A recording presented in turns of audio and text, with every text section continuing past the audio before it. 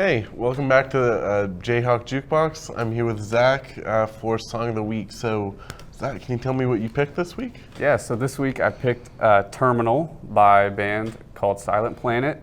They're a modern metal band, which fits my style perfectly, as you know.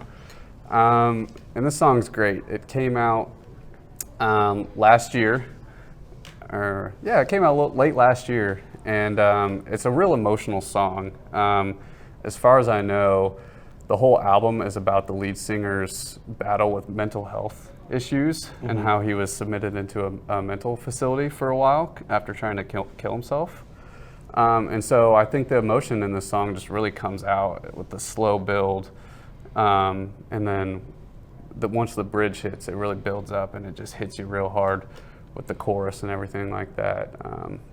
I've really noticed that, like, especially when they get into that, like, talky thing kind of, I mean, very reminiscent of that genre, but, like, it represents those feelings well. Yes, yeah, and they do a great job of conveying all their emotions through their riffs and especially the lyrics. And the music video to go along with it on YouTube is great, and that'll really help you understand it a little bit better. So what did you choose this week? I'll have to check out that video. This week I picked I'm Not Getting Excited by the Beths. It's a bit like more of a harder like song off their last album that they released in 2020. And it's kind of harder for like an indie pop rock band, as I think you were saying something about like that riff. Yeah, the opening riff, it's not grunge by any means, but it just kind of has a grunge feel to it, is what I thought when I first heard it. Absolutely. And it really gets you right into that song. Yeah.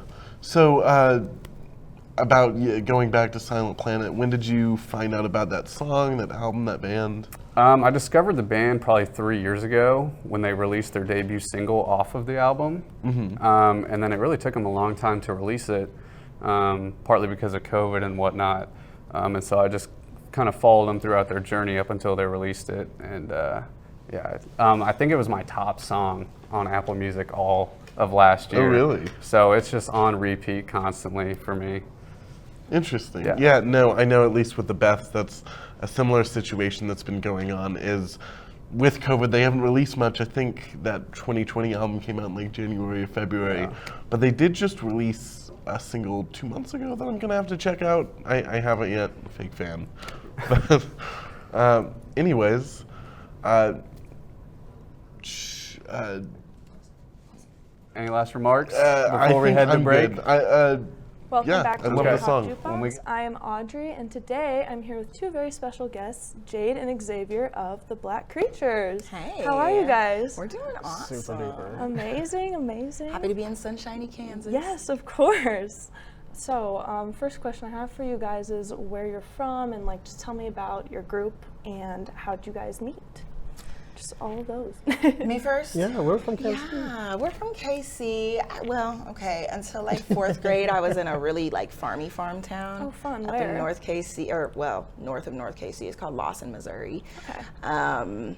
Very small town, and yeah, at some point I ended up coming closer and closer down to the city until graduating high school, and and then we totally went to high school together. Yeah. Which I forget. Yes. But I grew up in the city up until I was 10 in Yeah. Kansas City, Missouri, and then I moved up north and I went to Park Hill, where you went to school together. We went to school. But- Not where we met, funny enough. Which is weird, because we saw each other in the hallways. I Yeah, remember yeah. seeing Jade in Anime Club. We were both very striking individuals. My hair was green, and I had- he's the only one with waist-length locks. Yeah. So Yeah. it just kind of... It was easy to point us out, but like I said, we didn't speak to each other because we were separated by 2 years, so I'm a junior. I'm like, why would I talk to this freshman? Yeah. It wasn't even a thing that crossed my mind. He But says it like that, but really I was too cool for him. He doesn't know we this. were both in Anime Club. Doesn't you? Okay, but somebody was the president, weren't they? Somebody was the interim president of Anime Club, weren't they, Xavier? Oh my gosh. A job needs to get done. I didn't. You know what? Next question. Fair enough, fair enough. That was good. How'd you both get into just like music and performing in general? I was in my orchestra in middle school and in high school all of those years. So 6 years of like studious practice. But ironically, I wasn't pursuing music as a goal in life, I was pursuing programming. But as I was about to gear up to go to my college in Arizona that I got into, I was on phone with admissions and I was like, you know what, I think I'm gonna do music. And the lady on the phone was just like, you got in and everything, are you sure? Yeah. And I was like, You're like in the middle of negotiating what I wanna your do. classes. literally, I was like, yeah, I think I'm gonna do music instead. I was much more, I realized that I had spent so much more time doing music and like feeling music and just thinking about it more often than programming. And I was like, well, I know this is like a swing in the dark, but let me just do that. And so I started producing, and I was really bad. But At first? oh yeah. Music? No, Yeah. even today, actually. Oh my Oh, God! dang. Can I breathe? We ended up like making music together though, simply because I was producing a lot of stuff on my own and just putting it on SoundCloud. I thought it was really good, but also Thank you. it was like, you know, There's always that SoundCloud like rapper person in high school. Literally. You know what Yeah. Was that him? that was Okay. I didn't rap. There was Yeah, not at the our rap. school there were a lot Amir? of people who wanted to be DJs. Oh, that's worse. So we were all producers because at the height of dubstep, we were like, we're going to be producers and DJs. That was the idea. at the height of dubstep, when Oh, Sonny yes. Moore had taken his throne as Skrillex. See, that's actually what I was like. You know what? I think I want to make music like that, and that's how I started producing EDM initially, which is our first song was a dance track, Yeah. Nice. Glass Thoughts. I think you found it on I SoundCloud. found it on SoundCloud, yeah. Xavier and I became Facebook friends after he graduated. Nice. Because, again, too cool for him. Yeah. And then,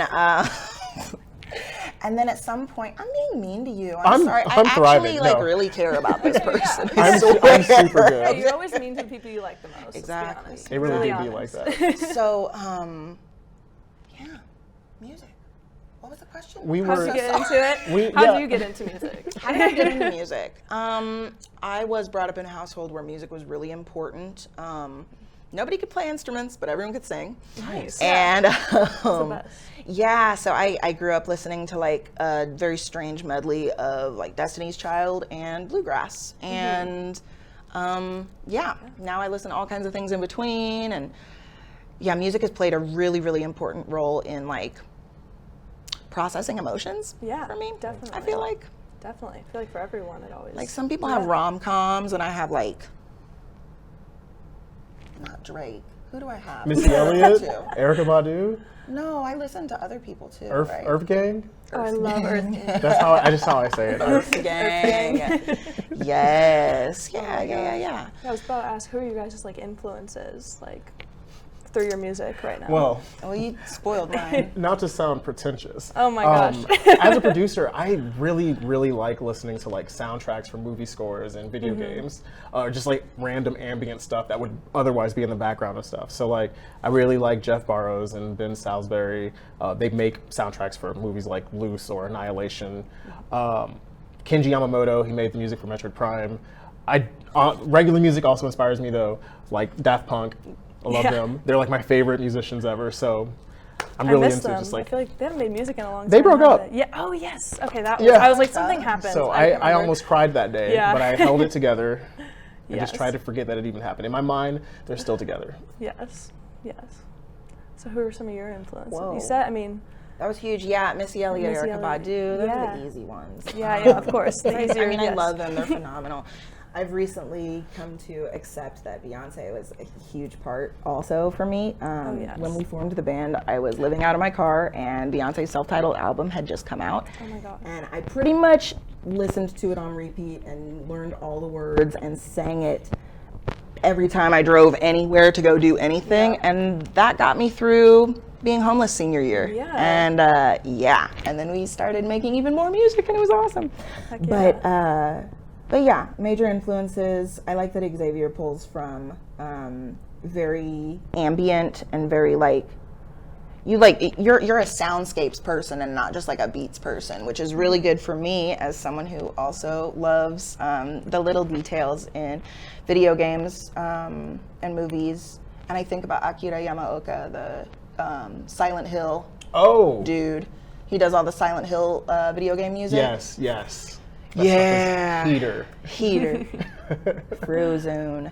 So yeah, that's the deal. We love music. Yeah. It's true. Amazing. It's kind of, yeah, it's just like a part of our. No. I'm sorry. I'm trying to say. Yeah, we're kind of inseparable from it. It's been a thing for us. Yeah. So obviously we're in a pandemic right now, and I bet that was like extremely difficult trying to like perform and all that stuff. How'd you guys like get through it? Are you happy being back? I mean, obviously you're probably happy being back. yeah. I'd be very surprised if you weren't, but I'm thrilled, but honestly, I'm still distraught from, we had to cancel a tour. March 13th. Oh my gosh, yeah. We were going to set off March 13th. Friday the Yeah. 13th. A week 2020. before, all of the, like half of the venues were like, hey, We're everyone's thinking about lockdown was happening. And then we were like, okay, so now that we have half of the shows missing, we should probably just cancel the rest of it because this would be kind of pointless, but also like there's a pandemic, we're not trying to get sick, and everyone knew significantly less about COVID back then. Yes. So we were like, let's just not do this. And so we didn't do shows for a minute, but we were still working on music, which, I mean, like Jade said, processing emotion, that really helped. Yeah, that kept me kind of reeled in. Yeah. And that really got us into doing like those live stream performances. Those were technically complicated for us, but we still managed to get an opportunity to do a bunch of those, and that was great. Some venues were doing events that were, you know, spaced out and wearing your mask and all that, and we got to do a handful of those, and that was great as well. I was really stoked that, you know, the Kansas City arts community was able to like put this stuff together in this way. But yeah, now that we've kind of pulled out of a little bit of that despite circumstances, us having the opportunity to just sit there and like not have to do so many shows and work on music, like produced an album for us. So I listened to, I didn't listen to the full thing, I will admit, but I did listen to most of it, and it was really good. Like you guys, one of my like favorite artists right now. Like I'm genuinely serious. Like putting a bunch of your guys' song on my new vibes playlist is what it's called, because I just need to get new music in my life. I need new stuff. You know? It's spring has sprung. Yes. Time to do all the cleaning, Marie Kondo your whole life. Yes. True. Yeah, If it doesn't exactly. bring you joy. Or if it's been bringing you joy for like 10 years, but now you're kind of tired of it. Yeah. Take it out of your Spotify library. Yeah. that is some words of wisdom. Take it out of your Spotify library. Seriously. I know I'm the worst at clearing like all that stuff. I should do it. I really should. I really should. So you guys are talking about your album. What has been like your favorite overall project that you guys have done? Like a single, an album, a music video, performance, like anything that you're just like, this was my Can we have favorite. two answers? Yes, please. So that we don't have to have like hold the same one if we don't. Yeah, that's so Okay. fine. Okay, we'll say it on the count of 3. No, I'm joking. I would say our Halloween at the Stray Cat Film Center. Oh, word? Yeah. There was a short video, some footage that me and a couple other people put together of some strange happenings that occurred on Halloween. Was it last year? Was it 2021? Bro, I want to say it was I don't even 2020. know The what year it last is 2 anymore. years is- Yeah. Quarter past a freckle. No, Yeah. but yeah, it's near and dear to my heart because we got to go film on location somewhere. We got to toy with a few different effects, and we also it was one of our first like pre-recorded performances technically. yeah, actually, you're right. Like when you say that, and I'm like, oh yeah, that was like our first foray into pre-recorded performances, and It was 2020. that would make sense, yeah. And Dang. it was our first foray into like short film. So I can see why it's your favorite. This makes Yeah. sense It's now. my favorite. Okay, what's Yeah, yours? yeah. My favorite project as a whole would probably be the music video for Catharsis. Okay. That was so fun. We got to do a lot of cool stuff for that. There was a machete involved, some fake Oh, blood. wow. We used Intense. my grandparents' apartment for a scene. I don't want to spoil any of it because maybe someone will watch it. I want to watch it, and I like haven't watched that one yet, so I'll have to watch it. I think we filmed Don't a spoil prank too. We pulled a prank on his grandma. Oh, no. Yes, that same day in the middle of shooting because Oh there my was God. fake Her blood. apartment building. Yeah, I like knocked on the door and I was like, Nana. There was a fight. I don't know who my grandma saw all this fake blood Oh, and she was no. like, what's going on? I was Well, like, I don't get know whose blood this inside, is. She was super calm.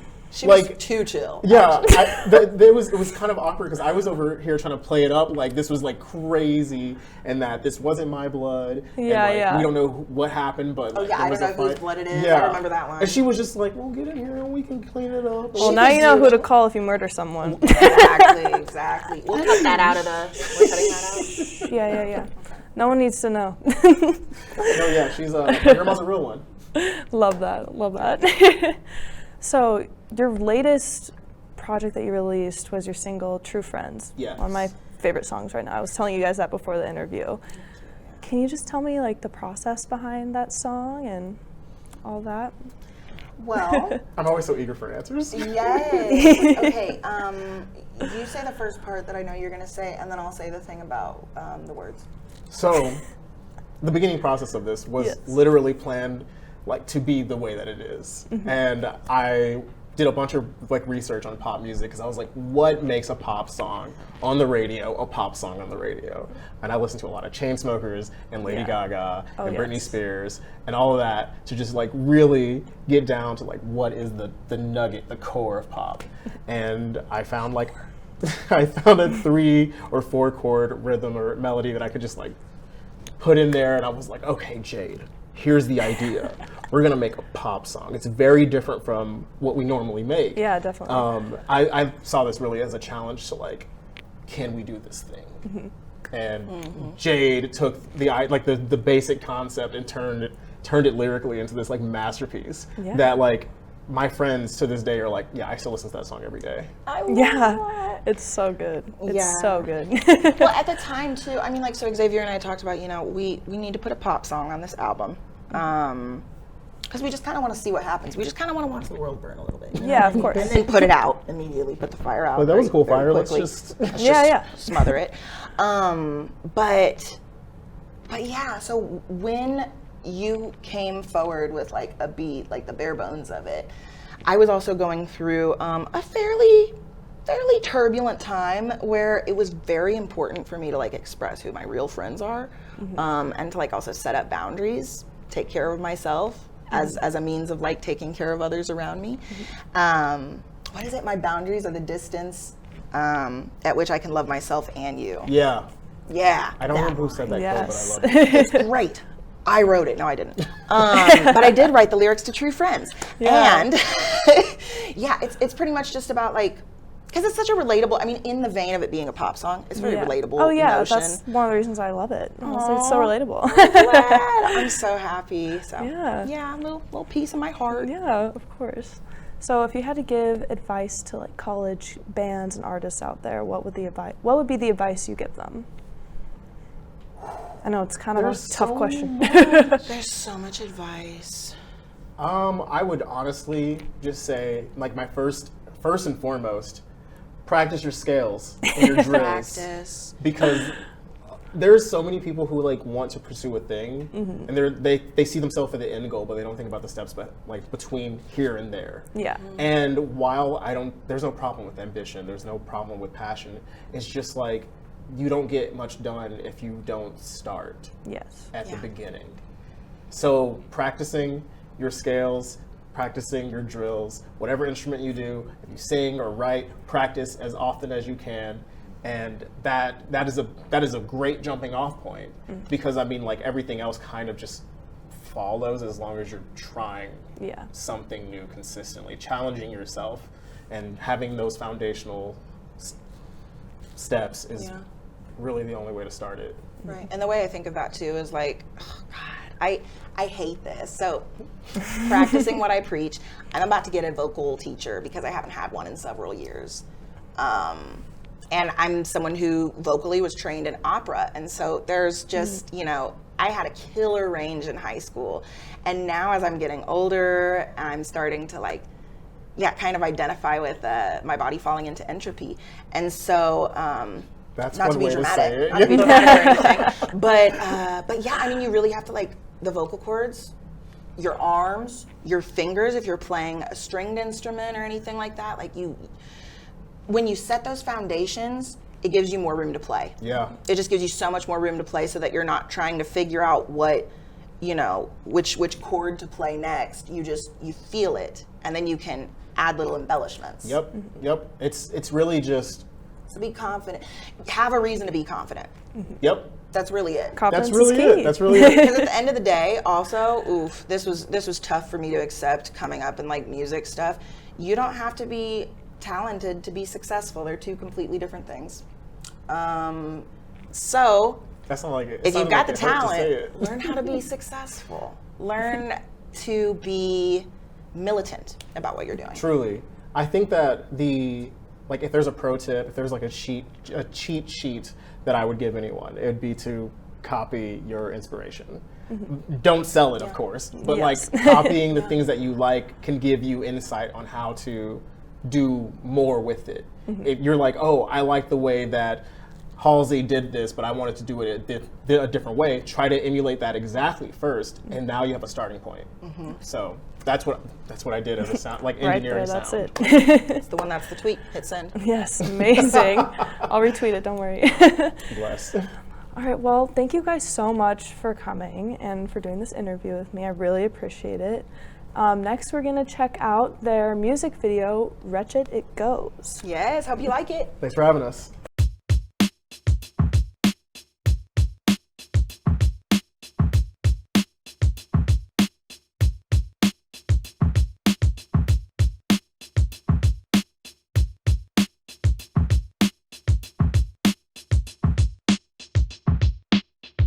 It goes on and on and on.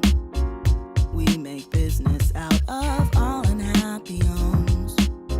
Rejecting pieces left all broken and alone. A justice too well known. Is this our true home? Is down the only way to go, and it don't make sense. Stockholm syndrome of this intolerance. We're a broken system, yet the symptoms are target. Which doctor says when broken bones set wrong, the healing only comes when you break it again. It goes on and on and on till there's justice, peace cannot come on its own. If we shift our focus from revenge to damage prevention, will we be more strong? Can we build a better day? Can we heal our own? It don't make sense. We make dollars, but at what expense? How can we get a little change from methods that beget such violence?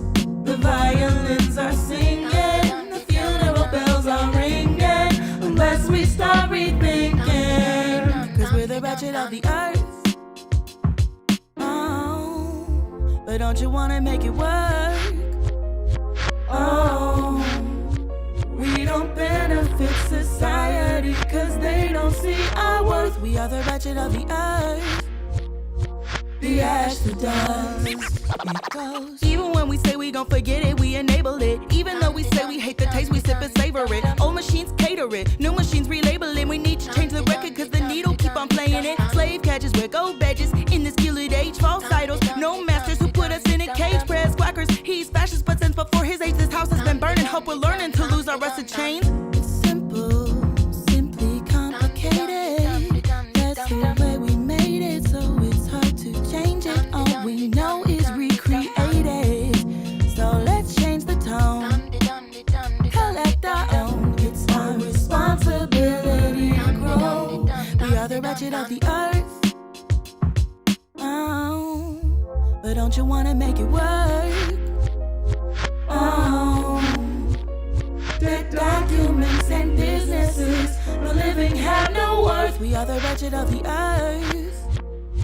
The ash, the dust, it goes. La da da da da da da, la da da, it goes. La da da da da da, la da da, it goes. La da da da da da, la da da, it goes. La da da da da, la da da da da. Thanks to the Black Creatures for that great music video and great interview as well. Welcome to This Week in R&B, a segment where we look back on the events throughout the history of R&B. I'm Juliana. And I'm Dana. In 1967, Aretha Franklin modified Respect by Otis Redding with a supercharged interlude featuring the emphatic spelling out of the song's title. Her version reached #1 on both the R&B and pop charts and became her signature song that year. That later became a civil rights and feminist anthem. In 1973, Stevie Wonder performed on an episode of the children's television show Sesame Street. Wonder and his band performed Superstition, as well as an original called Sesame Street song. In 1979, Ray Charles performed his version of Georgia on the Mind. It was proclaimed the state song of Georgia, and Charles became emotional during his performance of the song on the floor of the state legislature. In 1984, Marvin Gaye was shot by his father, Marvin Gaye Sr., at their house in Hancock Park, Los Angeles. After an argument, Gaye Sr. later pleaded to no contest to voluntary manslaughter and received a 6-year suspension sentence and 5 years of probation. In 1990, Michael Jackson was honored by President George H.W. Bush at the White House. It was the second time that Jackson had been honored by a president of the United States. In 1996, R&B artist Summer Walker was born. She has released 2 studio albums, Over It and Still Over It, with popular hits like Girls Need Love and Playing Games. In 2016, Prince died of an accidental fentanyl overdose at his Paisley Park home and recording studio in Chanhassen, Minnesota. Prince released 39 albums during his life, with a lot of unreleased projects left in a vault at his home after his death, including completed albums and over 50 music videos. In 2017, Mary J. Blige released her 13th studio album, Strength of a Woman. It peaked at #3 on the Billboard 200, #2 on the top R&B and hip hop albums chart, and topped the R&B albums chart. Also in 2017, SZA signed her first major label recording contract with RCA Records. Later that year, she released her debut album, Control, which debuted at #3 on the US Billboard 200. In 2018, NBC hosted Jesus Christ Superstar, where John Legend had been cast in the title role for the live concert production at the Marcy Avenue Armory in Williamsburg, Brooklyn. The show was aired live on Easter Sunday of that year. And that concludes This Week in R&B. Be sure to tune in next week at 4:30 and follow us on our socials on Twitter at JayhawkJukebox and our Instagram at JayhawkJukebox. Have a great weekend, and we'll actually see you in 2 weeks.